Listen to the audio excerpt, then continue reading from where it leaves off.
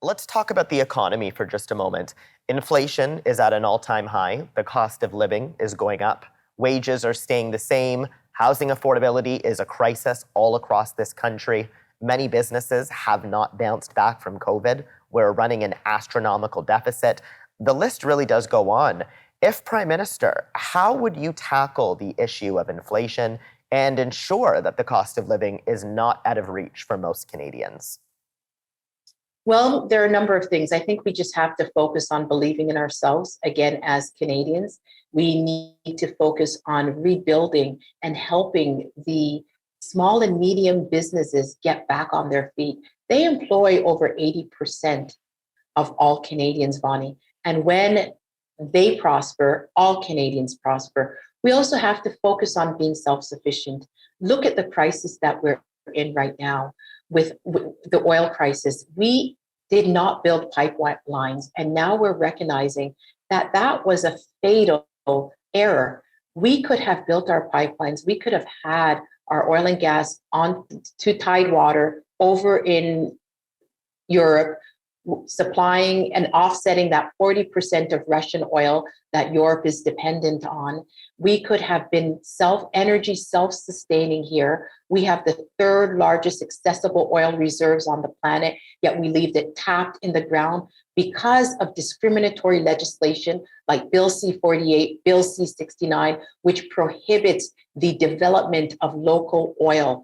And this is legislation that was brought in by our government, the Trudeau government. And so we need to focus on opening up our supply chains, creating wealth within our country, being self-sufficient, reviving our economy, and then taking those revenues and then paying down our national debt, which is at $1.3 trillion.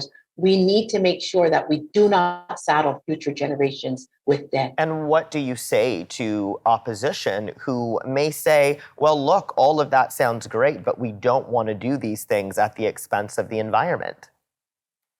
It does not have to be done at the expense of the environment. These concepts are not, environmental sustainability and economic development are not mutually exclusive concepts. There are Canadian companies that are engaged in green energy projects, solar projects, which are very viable in other parts of the world.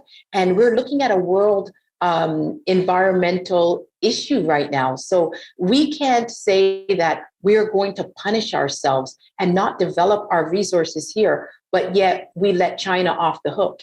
It's one globe and the pollution doesn't stop at the borders of China. So we need holistic solutions. Our oil is probably the most equitable oil on the planet. We have the strongest environmental policies on the planet for oil development and extraction. And so producing here is actually of benefit to our entire economy. And we also have, it doesn't mean that you're not going to have aspects of our economy that also focus on green energy or green development. But right now, we're not there yet. So the fact that we're still reliant on oil, it should be Canadian oil rather than imported oil. Yes.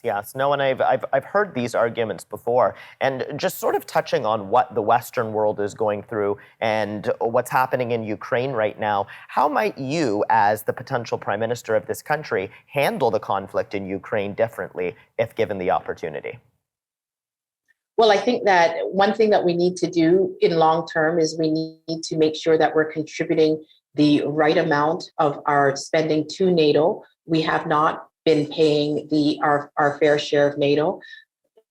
A second issue is we need to look at opening up the visa requirements for people of Ukraine and giving immediate passage to get them out of that conflict zone. We also need to make sure that we are supporting them on a military front.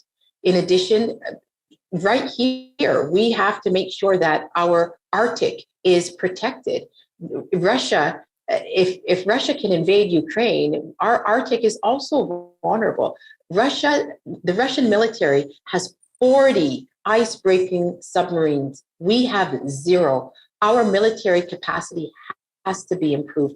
And in addition, we need to build our pipelines, get our oil to Tidewater, and offset some of that oil revenues that Russia is getting. We are basically right now, because we're not getting our oil to market, we are basically aiding the Russian economy by allowing them their oil to get into places like Europe. Yeah. We could offset that.